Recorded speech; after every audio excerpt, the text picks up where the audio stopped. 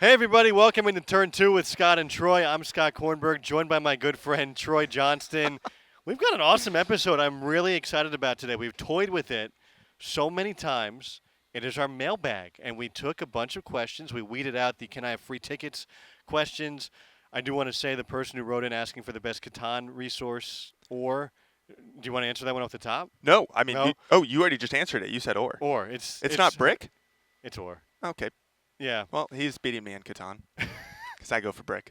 How excited are you for this? This is I'm pretty super cool. excited. Plus, I have a really good answer for the free tickets. Do you want to do that? I just want to do a quick one. Okay, For go the ahead. person that asked for free tickets, they actually give out free tickets, but you have to give them your credit card. Look at that. See? It's super easy. You give them the credit You card give them the credit card, they charge it, and then you get free tickets. and your card back. And yeah, you do get your card back. Yeah. Yes. It's very nice. What a deal. What a deal. Okay, I am super excited. Let's All get right. into this first question. Do we have where they're from and who they are? I have who they are. Ooh, perfect. So I have TJ Miller. This is a combination. TJ Miller and Olivia. They asked, how did you get into baseball and broadcasting? And then Olivia, I thought this kind of worked out nicely.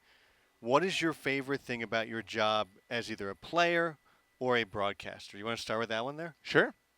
So I got into baseball at a very young age. My dad loved baseball, and he was a big Yankees fan, grew up in Connecticut.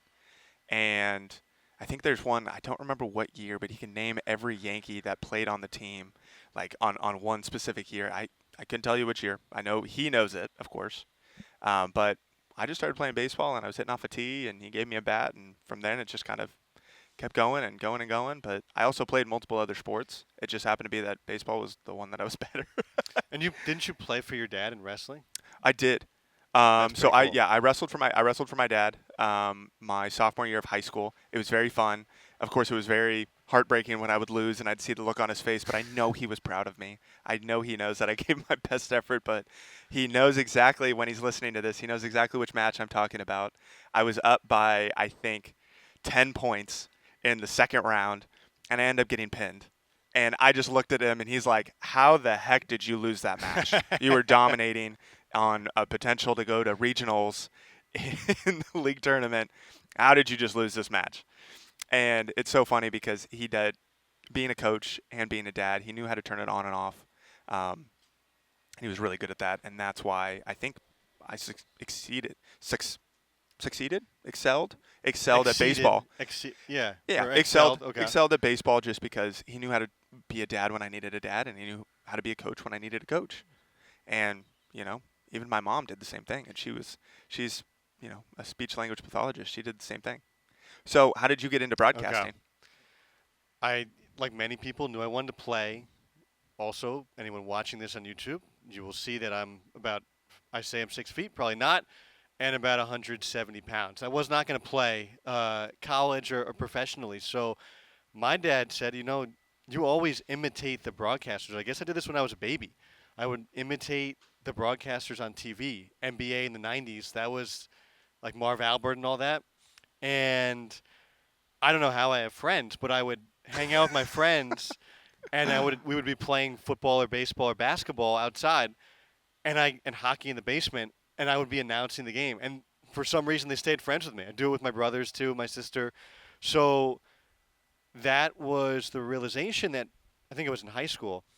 Like, hey, you could do this for a career. And I remember my brothers used to be very good at baseball when he played, and his team got to the Cal Ripken World Series. So that was a big deal. We were from New Jersey, went to the World Series down in Louisiana, and I had this tape recorder, and I still have the files somewhere on my computer, and I announced like the whole thing.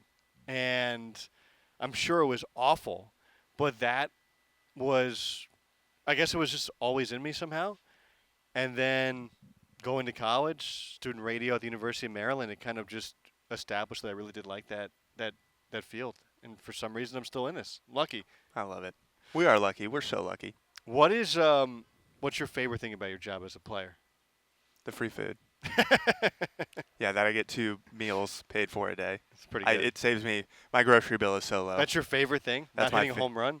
not making a But catch see, over the that's- tarp? Yeah, but see, that's my job. That's what I do. It's not Okay. my favorite thing about baseball. My favorite thing about baseball is not even playing the game. It's the people. It's who I get to meet, that I get to go out on the field every day and like people watch me do my job, which I think is so interesting.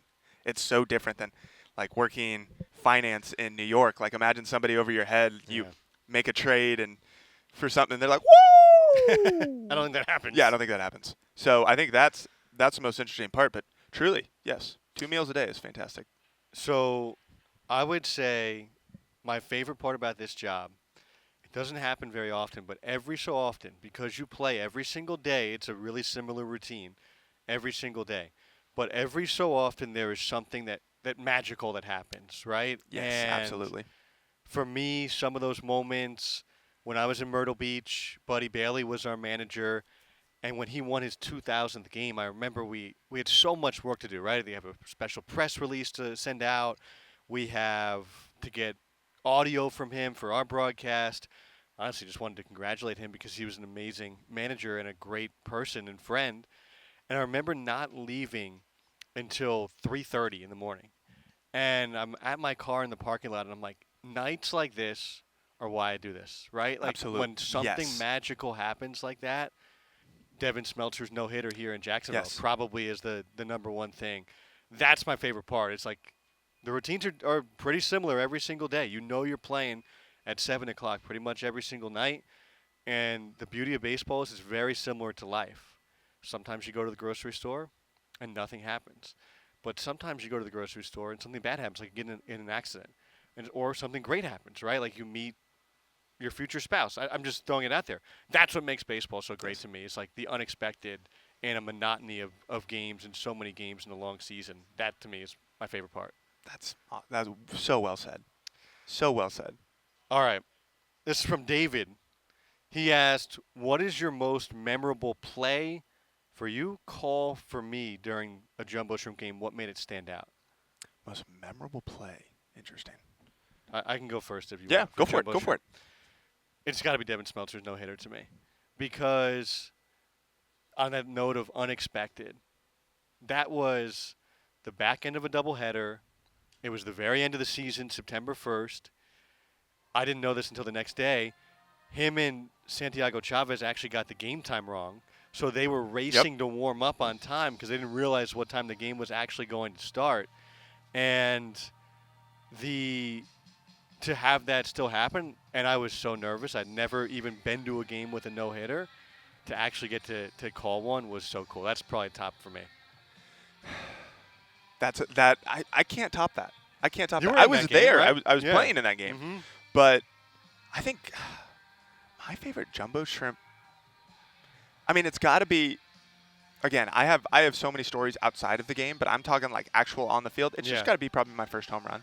Yeah. I remember I hit it over right center. I didn't think I was ever going to get a ball even close to that wall, and I hit it out over there. I was like, whoa, I guess I can do this. I can do it. And then I ended up going to Gwinnett and having a 2 home run game, and things were rolling after that. But I think that's got to be my most memorable. It just a little stuff, but I mean I have. Going with the team over to the Luke Combs concert last year, That's cool. or the first time going out as a team in Nashville, stuff like that. Like those are the memories that I remember more than anything that happens on the field. Then a game. A lot of players say that Yeah. the stuff you remember when you're done playing has nothing to do with whatever you accomplish on the field. It's Correct. all the camaraderie off of it. Absolutely. All right. On that note, our next question. Oh This my is goodness. from Cody. Okay, keep going. Do you need to? Do we need to pause right here? Nope, we're good. Okay. We actually have extra time. All right. Beautiful. Look at that. Meetings get pushed back. This is How amazing. about that? How about that? Okay. This is from Cody.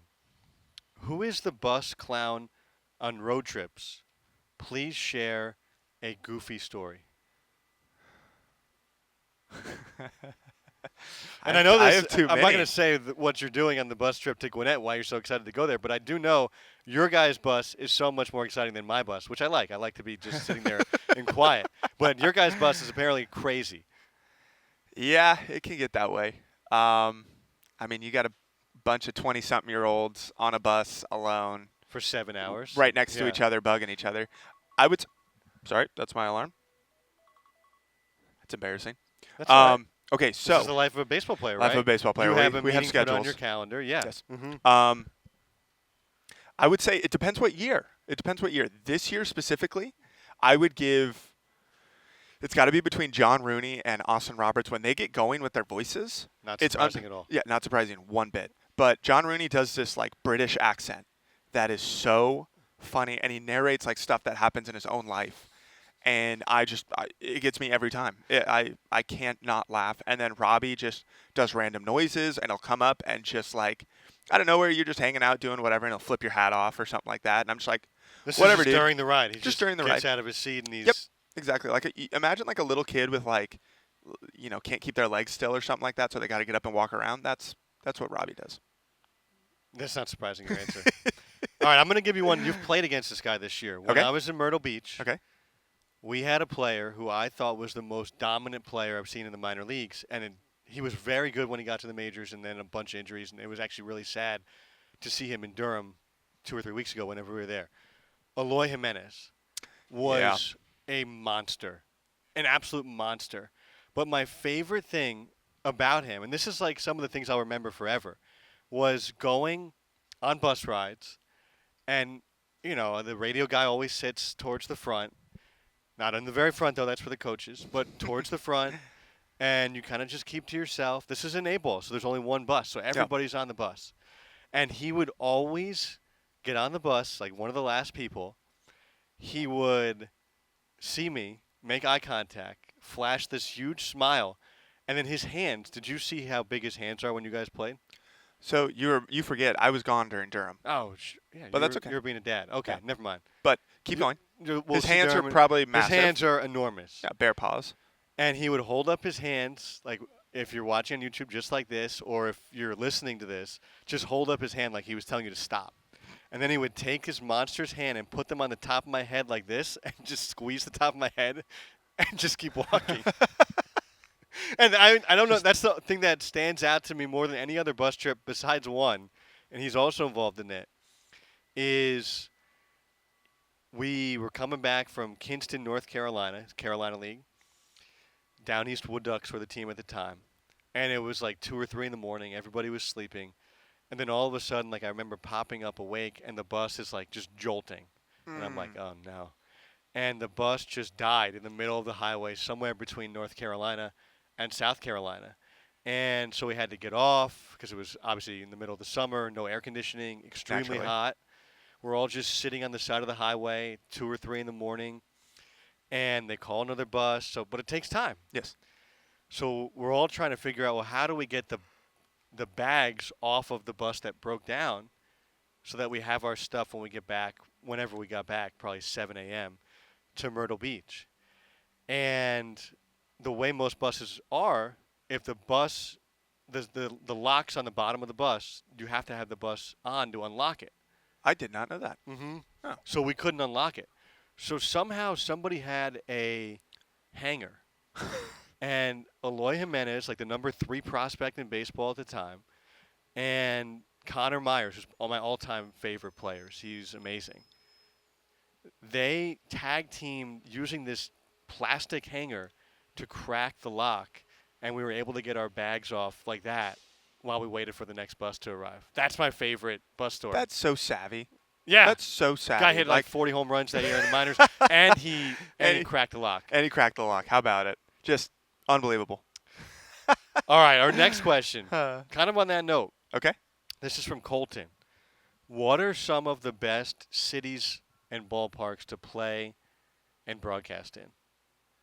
So I know that we've talked about this. Broadcasting and playing are 2 different things Yep. because like they can have a great field, a great atmosphere, but if the broadcast booth is bad, just it ruins it for you. There's different things for each Correct. player. Yep, So or person. So for me, I'm going to give you a top 3. Okay. So Nashville, phenomenal.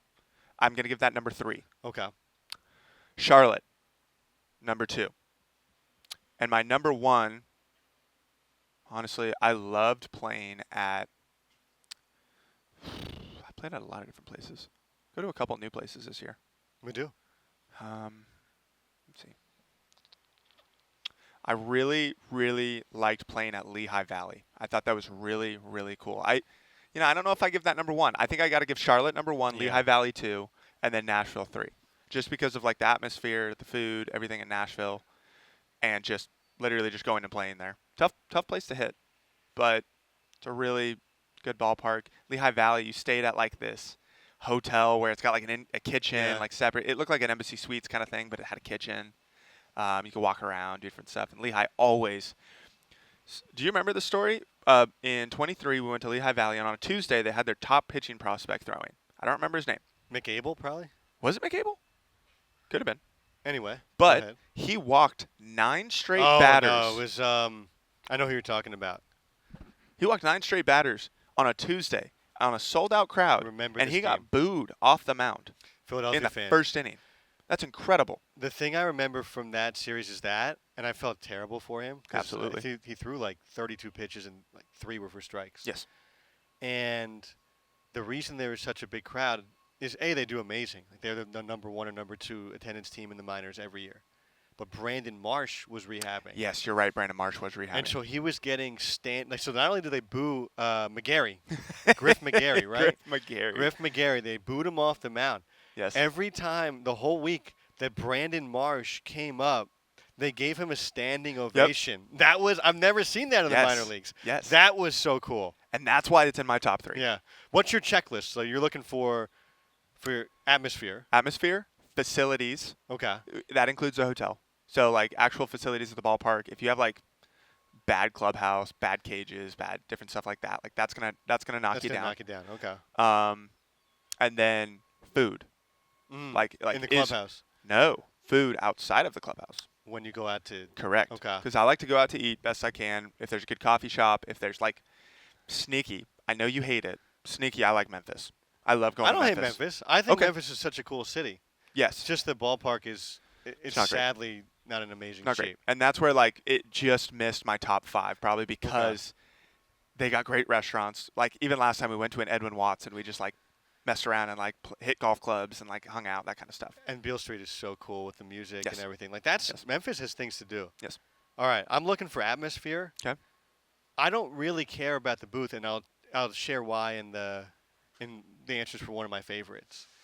And similar to you, I want a city with something to do. So we were in Norfolk, and it is a little bit of a more older ballpark. The city itself doesn't have a ton of like things to see.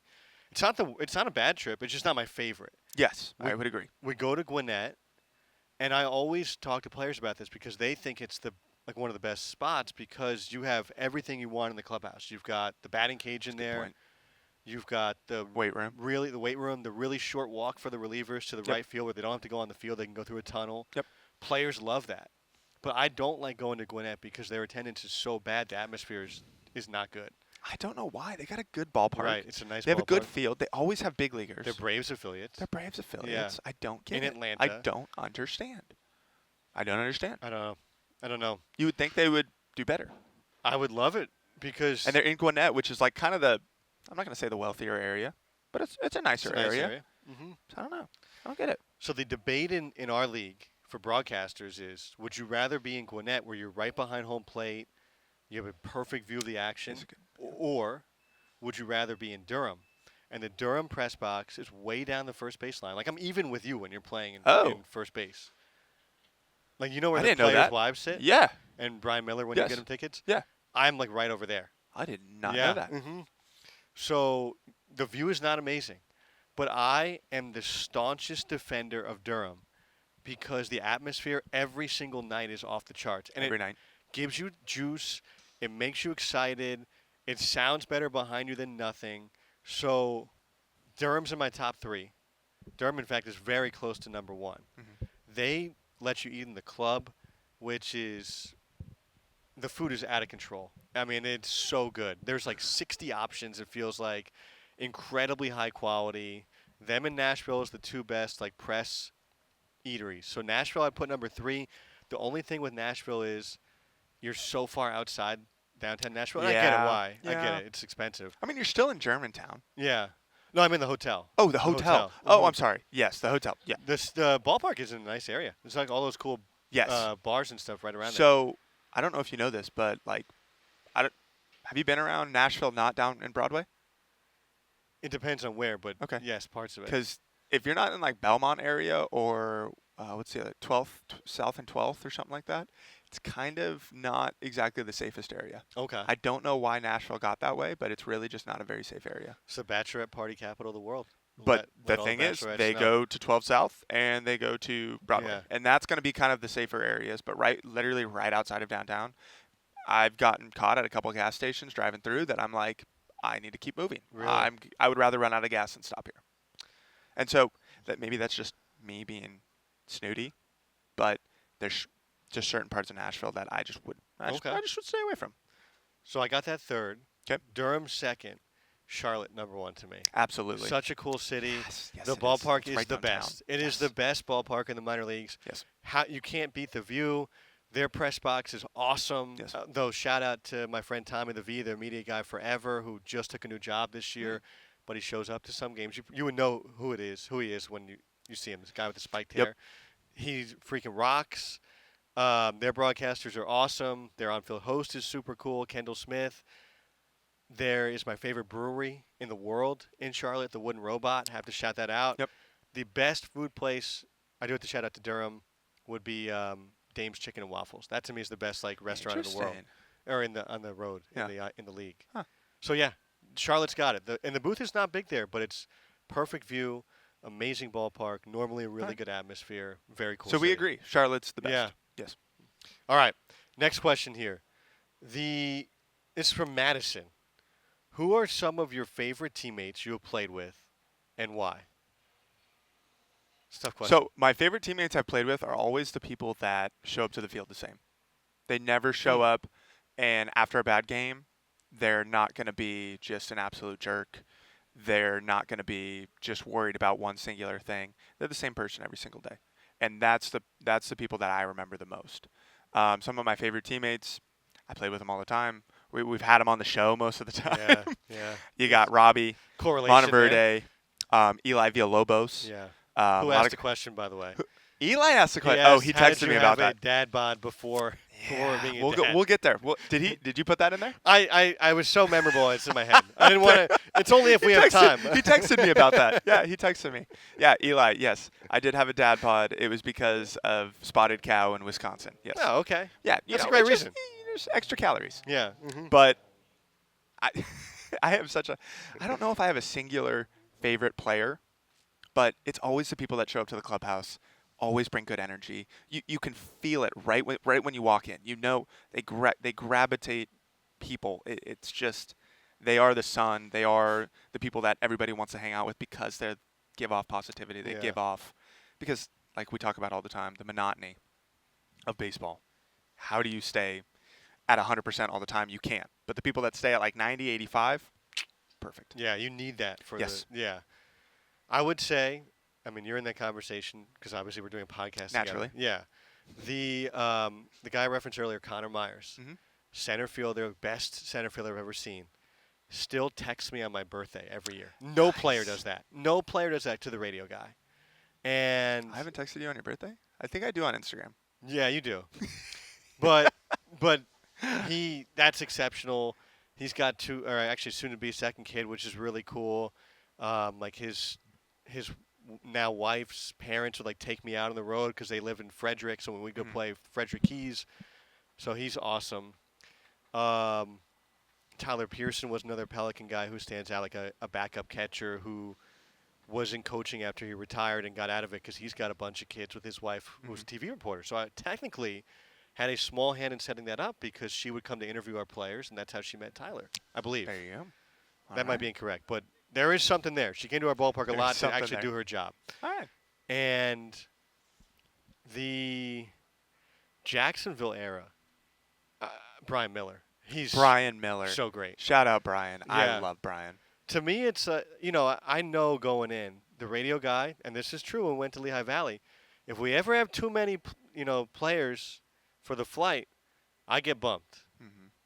Our strength coach is the next probably least Mhm. important person. So Tim Rodmaker, a couple years ago, when we went to Lehigh Valley, him and I got moved to a different flight, and we actually got stranded in Chicago for a night. Did you know this? No, I did not know this. So I don't remember. It was 2 years ago. I don't remember this. our flight goes to Chicago. We're about to land, and all of a sudden they start circling, and you guys had gone to Charlotte, I think, and just gotten there easily. We're just circling, and they come on and say there's these incredible storms. We might have to land in Fort Wayne, Indiana. They were able to land the plane in Chicago, but every single flight the rest of the day got canceled. So we rebooked like 4 or 5 times. Yeah. Everything got canceled. So we had to find a hotel, and the luggage person could not have been less helpful. The worst person I've ever dealt with in my life. And I know they have tough jobs, but she was, refusing to answer questions. All we were trying to do is like, are our bags still going to go to Philadelphia, where we had to rebook the next morning and rent a car to drive to Lehigh Valley? And she said, like, essentially, like, "F you," like, this is, of course, like, and it's like, "I'll see you later," like, would not help anybody. And then we go to Philadelphia. We're waiting at the baggage claim, and of course, the bags got sent to New Jersey for some reason. Naturally. So we didn't have I didn't have clothes. I'm not like you. I don't have stuff on a loop, so I didn't have clothes. So I felt so weird showing up to the ballpark in the stuff I was wearing yesterday, Yeah. and it's just it felt weird. It's a mess. Yeah, it was a mess. So I don't know where I was going with that, but oh yeah. So player wise, Happens. we're not important, and I think hopefully the best of us recognize that. But the players who treat you like you're one of them, even though we're not, is really cool. Yes. So I really appreciate that. Brian Miller is one of several guys here who have done that, but he stands out as someone who recently retired and deserves a lot of love. All right. You ready for a few more? Yeah, I'm All good. right. This is from, I actually think this is interesting. We're talking about the monotony of the season. This is from Noah, and he asked, what is the toughest point of the season? Does that change year to year for you? No, I know exactly. I can literally Okay. put the date on what the toughest part of the season is. So they call it the dog days of August. If you haven't heard of that before, it's dog days of August. So really, that's what it is. A lot of guys are playing, especially at the AAA level. A lot of guys are playing for the trade deadline, July 31st. And so July 31st is a moving day for a lot of different teams. You get traded, you get DFA'd, you get picked up, you get moved up, you get debuted. There's a lot of different things that can happen on July 31st. So that specific day, July 31st, is one of the hardest days. Mhm. Leading up to that, you're feeling good. You're like, maybe I can make a push, maybe I can make a push. Nothing happens or something happens, and then you go on from there. And so I think, that's by far the toughest point in the season. Plus, you've probably played 100 games by that point. Me, if you're including winter ball, I'm at 150. Right. So, like, that day, I never ever look forward to. All right. This is going to be a weird answer. Okay. Opening day. Ooh, Toughest point of the season. remember that? I remember you telling me Because about that. when you are the media person, all the news reporters who don't come out for any other point of the season, they all want to come out to opening day. So opening day is great because there's so much excitement behind it. But everybody wants to do 10,000 interviews, and they do their shows here, which again is amazing coverage. It is just a really hard day. I get here at 1:30 in the morning, and this year was really tough because we were delayed out of Nashville, Mm-hmm. coming before a home opener, and so I don't think we made it back home until like 7 a.m. the day Yeah, I before remember opening that. day. Yes. So not only was I short on sleep that day, I was short on sleep that night because I tried to go to bed early, but my daughter is 2, and she woke up and wanted daddy and did not want to go to sleep. And so I had to get here at 1:30 in the morning, and then you are here for close to 24 hours because you don't get out here till 11 p.m. at night, and it's not like you're here and you're just hanging out. You're just constantly walking from one interview to the next to shepherd our owner, GM, whoever it is, manager, player, whoever it is, to the next interview, to the next interview. You're doing a bunch of interviews. You've got to do all the other stuff you normally do, like game notes, lineups, roster moves if you've got any. It is a really hard day. Nobody knows because they keep coming in the booth, and it's a great problem to have. They're like, "Oh, I missed you," Yep. and I want to see all these people. Yep. I'm just exhausted by probably 9 in the morning. Yep. And then to still have to go 10 more hours until first pitch, that's really hard. That's the toughest point of the season for me. And we had a bunch of construction projects, too, that involved media stuff. So it was great coverage. Thank you, Jacksonville reporters. Just know it's a really hard day. Yes. All right. I got probably time for 2 more 2 more. questions, if that's all right. This is from James in Puyallup. Is this James Rambo? It is. James Rambo. I got a little story about this. Keep Okay. going. When do you think the challenge system will get to the major leagues? And I want to add on to this. Ooh, What do good do you question. like the challenge system? I love the challenge Okay. system. I don't like it. I love it. I think it Woo. keeps everybody honest because, granted, you can get away with a few. You got to use them sparingly. I liked when there was 3 challenges instead of 2, but 2 is significantly more strategic. Mm-hmm. Significantly. You can't just burn 1 and then still have 2. People are just challenging all the time. Now you don't see as many challenges. But I personally believe that before Manfred retires in 2028, Something like that. Yeah. I believe the challenge system will be implemented because that's kind of his like baby. That's like what he is trying to do, what he's trying to implement, what he's trying to bring forward. Because not only does it keep the umpires, um, I'm sorry, the umpires, what do you call it? Like, Um, keeps them in check. yeah, keeps them in check. Yeah, Mm-hmm. keeps them in check because we have challenges for everything. They're even challenging check swings down in low A. I heard that. So when you have the ability to challenge everything but balls and strikes, because we've seen some crazy calls in the major leagues that are just ball right down the middle, full ball in, ball, or 2 balls down, 2 balls up, strike.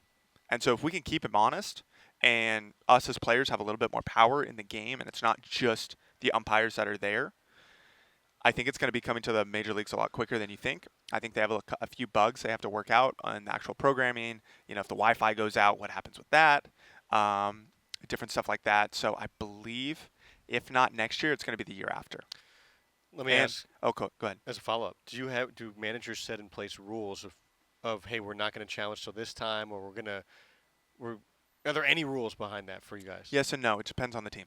Okay. That's it. It just Okay. depends on the team. And realistically, be smart because now it's another stat that they can track. If you're not very good at challenging, you're probably not going to be able to challenge. They're probably just they'll going to cut take you it off away. of it. They're probably just going to take it away. But James Rambo, so he is slowly becoming one of my favorite little leaguers back in Puyallup, Washington, where I'm from. His dad had a big influence on me. He actually was my wife's teacher and was my dad's assistant coach and is now the head wrestling coach at Rogers High School. But he was the assistant coach for maybe 10 years, maybe 15 years, something like that. And he has the work ethic of somebody that I have never seen before. That's His awesome. golf game can improve if Justin's listening to this. His golf game can improve. I'm really excited to see that part. But watching all the pictures of James and the rest of the Rambo family and how much they're taking in baseball, I think Justin's actually the coach. And so it's really cool to That's actually so cool. have somebody like back home that is using maybe some old gear that I have that I don't use anymore, or like if I can help give tips or I can do that. It's so influential for me that nobody else knows, because for me, if I can give back to the game, that's given me everything. That means the most. So James, thank you so much for the question. Appreciate it. Yeah, that is cool. I wanted to get that one in because you Yes. did mention he was from Oh your yeah. hometown. All right, one more. And I do want to say, awesome Okay. questions. We'll have to do this again at Okay. some point. This is from Paula, who asked a 2-part question. Ooh, okay.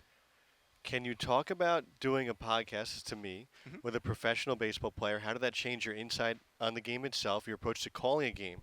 And then for you, how has co-hosting a podcast influenced your perspective on the game, your approach as a player? What is the thing that surprised you the most about doing a podcast? It's a good question. Do you want to start? I would say that because I travel with you guys, I had an idea of those kind of things. But to me, the toughest part is not actually from the podcast. It's from talking to you guys outside of it. Because not that I don't do interviews, we do, as you know, a ton for our pregame show. But the little glimpses you get just because we spend time around each other, and I just enjoy talking to you in general. So to me, the biggest thing I picked up is how difficult this game is mentally. And there's several players who will be honest, maybe not always on a podcast or on the air. Sometimes yes, and that's very cool. But sometimes because they trust you away from it, and they will say what they're struggling with mentally. And I knew it was a really challenging game. Obviously, I've been around baseball my whole life. I love baseball more than anything. But your perspective, some of our other guests' perspective, that to me is what has changed it. Is not necessarily about the game itself, but the mental parts that affect your life and how you're dealing with it. that's what has given me perspective I did not realize before. That's such a good takeaway. I 100% agree. I think and I'll answer this question with my quote that I like to use best I can. Baseball is what I do. It's not who I am. We're people. Mm-hmm. And, as much as you come to a Jumbo Shrimp game and you're behind the net and you got your drink and your hot dog and you're yelling at the umpire, we feel like caged animals sometimes. And it's, we can't say anything back. You can say whatever you want to us and you will have zero repercussions. Right. But the moment we say something back, it's all hell's going to break Mm-hmm. loose. It's so taboo to ever talk back to the fans. In any negative way, any positive way, whatever it is just so taboo to talk back to the fans. And this podcast, I hope, sheds a light on that we are people. And this is just a job. It's just like any other job. And realistically, if I can spread that as much as I can to the fans and to the people, Jacksonville has some unbelievable people. They have unbelievable fans that show up every day. They're so kind. They're so supportive. They're so nice. But to the to the few that show up to their one game a year that are kind of jerks, I hope this can get past them and they can really appreciate kind of what we're trying to do. Because truly, this is one of the most mentally tasking games ever, probably. Other than probably, I would say golf. Golf is probably the other mentally taxing one. But this is just, it is a very niche, very unique sport, very mentally draining sport day in and day out. And I think you really hit that on the head that realistically that's what I get out of this. I get maybe that I can spread that we are human beings and that we are people. And I want to spread our stories. It's the best sport, though. It really is. Thank you to everybody who put in a question. We got some awesome ones. I think we got to a lot of them, but I think that means we have to do this again at some point. We are going to have to do this again. Yeah. I actually really like this. Yeah, one. this was cool. We This just got was to tell cool. stories and hang out. This reminds me of the Wags one because it was so different. That's my Yes. favorite episode Yes. we've ever done. And no one's ever had that perspective on wives and girlfriends and what Right. they put up with. Yes, absolutely. And maybe if Madeline Gray comes down from Charlotte. Yes. Well, we can have the babies on. We can ask the babies That'll questions. We get all three of the All new three- babies. All three of the stars in that episode recently gave birth in the last Correct. year. Yes. Wow. Okay. But yeah, this was awesome because This it was was awesome. different, and just hear where your guys' heads were at with this. I really appreciated it. Thank you for the awesome questions. I apologize if we didn't get to all of them, but I know you've got a hitters meeting that is incredibly important coming up before this game. So Sure. this is Just how you're going hit to hit a balls- home run hit- tonight. Yeah, exactly, right? Mhm. Just, you take the big stick and you hit the leather ball Yep. best you can. If it is May 23rd, we're recording this on Friday. If you homer tonight, it is because of this meeting. Absolutely. 100%. All right, guys, thank you so much for tuning in. Appreciate it. We'll be back in a couple of weeks. For my friend Troy Johnston, I'm Scott Kornberg. This has been Turn 2 with Scott and Troy. Oh, you got it right that time. Catch us wherever you get podcasts, YouTube, Spotify, Apple. Listen in. Please keep giving comments, giving likes, follows, everything like that. We see them. We appreciate them. Thank you so much for all the support.